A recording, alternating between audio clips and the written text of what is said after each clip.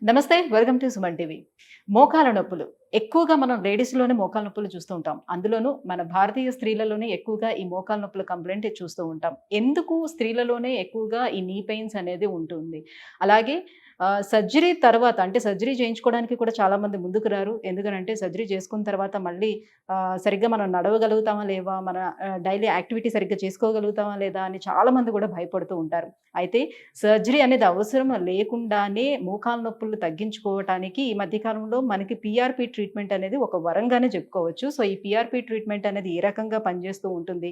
ఎన్ని ఇయర్స్ వరకు భరోసా ఉంటుంది? సో, దీన్ని చేయించుకోవచ్చా లేదా? ఈ విషయాలన్నిటిపైన అవగాహన కల్పించేందుకే మనతో పాటు ఉన్నారు డాక్టర్ మీనల్ చంద్ర గారు, EP on pain management, Jubilee Hills నుంచి. నమస్తే మ్యామ్. మ్యామ్, మోకాళ్ళ నొప్పులు. సో, మీ దగ్గరికి చాలామంది పేషెంట్స్ వస్తూనే ఉంటారు కంటిన్యూస్‌గా అదే ప్రాసెస్‌లో. సో, అందులో మనం చూసుకున్నట్లయితే ఎక్కువ మంది లేడీస్‌లోనే మోకాళ్ళ నొప్పులు కంప్లెయింట్ చూస్తూ ఉంటాం. ఎందుకని అంటారు? సో, జెంట్స్‌తో కంపేర్ చేసేటప్పుడు లేడీస్‌లోనే ఎందుకు ఎక్కువగా వస్తది? ఇది నా ప్రాక్టీస్‌లో more than 70 patients of knee pain are females. Okay.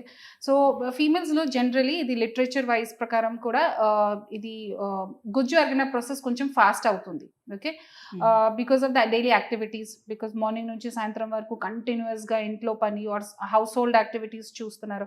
Are sometimes when they go out and work, ఇది ఇంట్లోనే పని చేస్తున్నారా, ఆఫీస్‌లో కూడా పని చేస్తారు.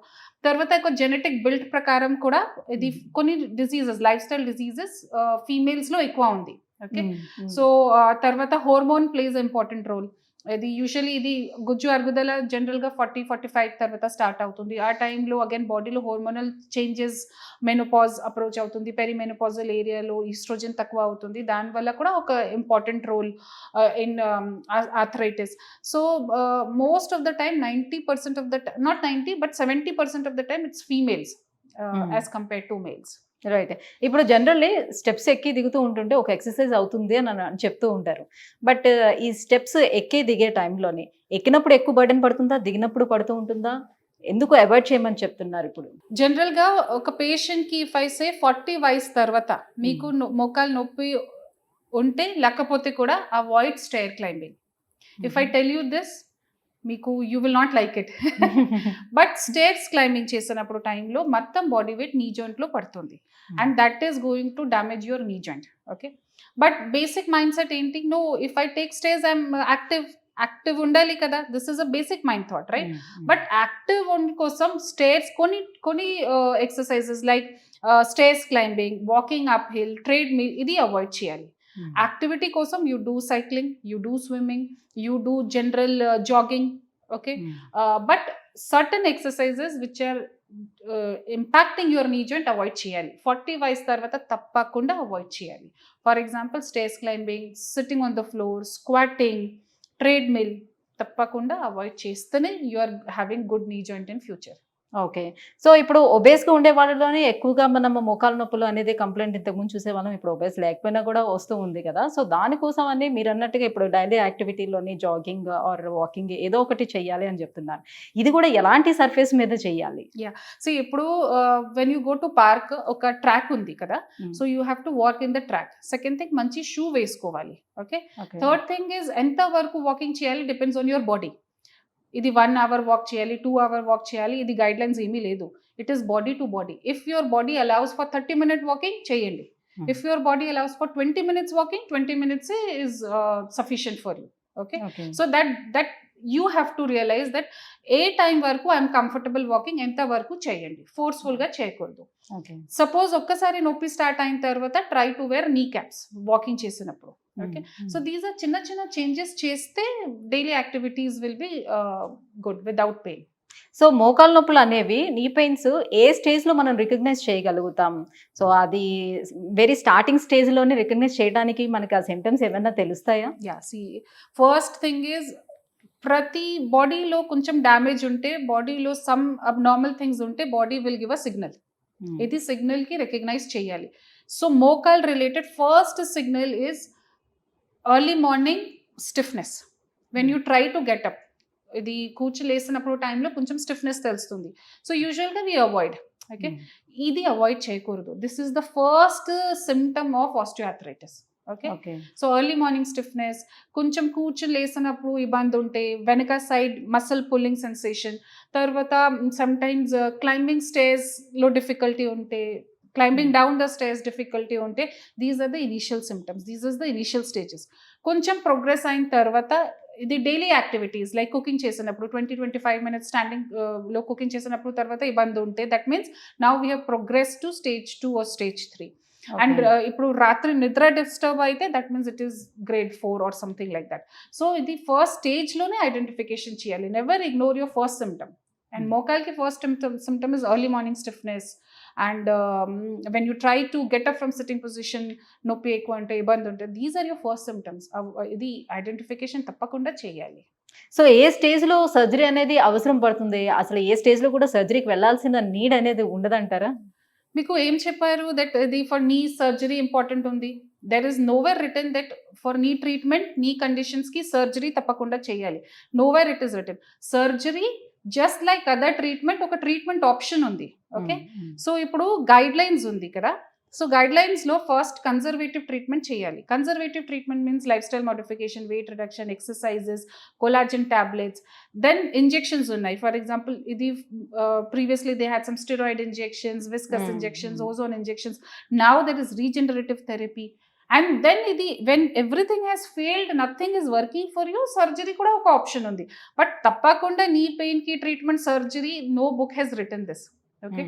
సో ఇది బట్ జనరల్గా when you see public will think knee pain ఉంటే తప్పకుండా నాకు సర్జరీకి అవసరంకి ఛాన్సెస్ ఉన్నాయి. Nothing like that. Okay. Surgery is one of the option and there are other options also. So we need to, ఇది నా responsibility towards patient is to tell what are the options available. Okay. So ఇది దానికోసమే, awareness కోసం I have to tell that injections ఉన్నాయి. Depending upon patient condition there are so many injections. And ఈ మొత్తం ఇంజెక్షన్స్లో PRP treatment is the best because side effects లేదు. It's a natural way of treatment. And పేషెంట్కి blood ద్వారానే treatment చేస్తాము. రియాక్షన్స్కి అవసరం లేదు, బెడ్ రెస్ట్కి అవసరం లేదు. Immediately they can go back to work. So ఇది మంచి రిజల్ట్స్ ఉంది పిఆర్పికి. రైట్. సో ఎట్లా చేస్తారు పిఆర్పి ట్రీట్మెంట్ అనేది? ఇప్పుడు మోకాలు నొప్పులు ఉండే వాళ్ళకి, సో ఏ స్టేజ్లో వచ్చిన వాళ్ళని తీసుకుంటారు? వాళ్ళ ప్రొసీజర్ అనేది ఎలా నడుస్తుంది? PRP it does not depend on, PRP result will not depend on stage. Okay. PRP result will depend upon body ki oka automatic capacity undi of healing, regeneration. First of all, patient ki we want to treat patient symptom. ఇది whether it is stage 1, whether it is stage 4. చాలా మంది patients కి stage 4 లో ఉంటే కూడా ఎక్కువ ఇబ్బంది ఏమీ లేదు. జనరల్ గా డైలీ యాక్టివిటీస్ బాగానే ఉంటుంది, ఓన్లీ స్ట్రెయినస్ యాక్టివిటీస్ లో నొప్పి ఉంటాయి. So then we will not go for surgery కదా. Okay. So PRP will work in all stages. PRP is to take care of the patient's symptom. What are the symptoms? Pain తగ్గిపోతుంది, activity, life style modification చేస్తే ఇంకా quality of life improve అవుతుంది. నిద్ర disturb అయితే then they will have peaceful sleep. So all these things will be taken care of. So PRP works in all stages, stage 1, 2, 3, 4. Treatment proper గా చేయాలి. Treatment తీసుకునేటప్పుడు వాళ్ళు daily activity normal గా చేసుకోవచ్చా, లేకపోతే ఎన్ని ప్రికాషన్స్ వాళ్ళు తీసుకోవాల్సిన నెసెసిటీ ఉంటుంది? అంటే ఇప్పుడు నాకు పెయిన్ లేదు, నేను ట్రీట్మెంట్ తీసుకుంటున్నాను అని నేను నార్మల్ గానే వాక్ చేసుకుంటూ కిలోమీటర్స్ కొద్ది నేను నడిచితే ఏమైనా ప్రాబ్లం అవుతుందా? మళ్ళీ తర్వాత వచ్చి లేదు మ్యామ్ ఇప్పుడు 2 sittings నాకు అయిపోయింది, నేను నార్మల్ వాక్ చేస్తున్నాను, డైలీ యాక్టివిటీ నార్మల్ గా చేసేస్తున్నాను, సో ఫైనల్లీ మళ్ళీ 3rd sitting వచ్చేటప్పుడు నాకు పెయిన్ వస్తుందని కంప్లైంట్ చేస్తే ఎట్లా? పిఆర్పిలో లైక్ ఐ సెడ్ కొన్ని సిట్టింగ్స్ ఉన్నాయి, బట్ డ్యూరింగ్ ద సిట్టింగ్స్ కొన్ని ప్రికాషన్స్ ఉన్నాయి. Like I said stairs climbing తక్కువ చేయాలి, కిందికి కూర్చున్నప్పుడు పని ఆపాల, తర్వాత అన్నెసెసరీగా వాకింగ్ చేయకూడదు. మీకు ఈ పనికి అవసరం ఉంటే చేయొచ్చు, కానీ ఇది అనవసరం పనికి అవాయిడ్ చేయాలి. సో ఇది నా టీమ్, రీహాబ్ టీమ్ అన్నారు. So they will assess. ప్రతి మనిషికి డైలీ యాక్టివిటీస్ డిఫరెంట్ ఉంది కదా. So some are housewife, some go outside to work, సమ్కి ఎక్కువ stairs climbing, like teachers they will stand a lot and do the work.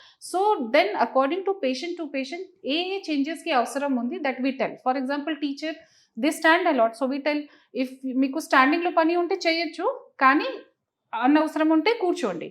Are you wear good shoes, you use knee cap. అన్నెసెసరీగా stairs climbing చేయకూడదు, because sometimes they do unnecessary also. Similarly హౌస్ వైఫ్కు we tell that what is important for you చేయొచ్చు, కానీ unnecessary పని avoid చేయొచ్చు.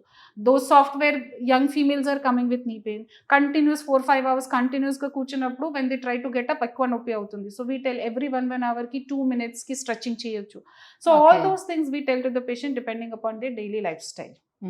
ఈపీఆన్ sports rehab కూడా ఉంది. అందులో మనం చూస్తే ఓన్లీ స్పోర్ట్స్ పర్సన్ కి స్పెషల్ కేర్ మీరు తీసుకుంటున్నారు. వాళ్ళకి డైట్ ఉంటుంది, సైకలాజికల్ గా కూడా వాళ్ళకి కొంత ట్రీట్మెంట్ అదే నడుస్తూ ఉంటుంది. యాజ్ వెల్ యాజ్ మీరు ఫిజియోథెరపీ కూడా ఇస్తూ ఉంటారు. ఇవన్నీ ఉంటాయి కదా. సో ఒక నార్మల్ పేషెంట్ కూడా అట్లా ఏమైనా ట్రీట్ చేస్తారా? సో పిఆర్పితో పాటుగా సైమల్టేనియస్ గా ఫిజియోథెరపీ లైక్ ఇలాంటివన్నీ చెప్పాను కదా. Any treatment after PRP, these are life style diseases. Life style diseases లో ఏజ్ రిలేటెడ్, గుజ్జు ఎరగైంది, మసిల్స్ వీక్ అయింది, లిగమెంట్స్ వీక్ అయింది, అన్నికి హీల్ చేయాలి కదా. So for that it is very important. Healing and strengthening simultaneous గా అవ్వాలి. ఓకే, సో హీలింగ్ పిఆర్పి ద్వారా అవుతుంది, స్ట్రెంథనింగ్ ఎక్సర్సైజ్ వల్ల, లైఫ్ స్టైల్ మోడిఫికేషన్స్ వల్ల. So we have a team, rehab team మొత్తం చూస్తారు. ఏమేమి యాక్టివిటీస్లో మోడిఫికేషన్కి ఇంపార్టెన్స్ ఉంది దాని ప్రకారం చేస్తాము. ప్రతి మనిషికి వేరే వేరే ఎక్సర్సైజెస్కి అవసరం ఉంటే దాని ప్రకారం ఎక్సర్సైజెస్ చెప్తాను.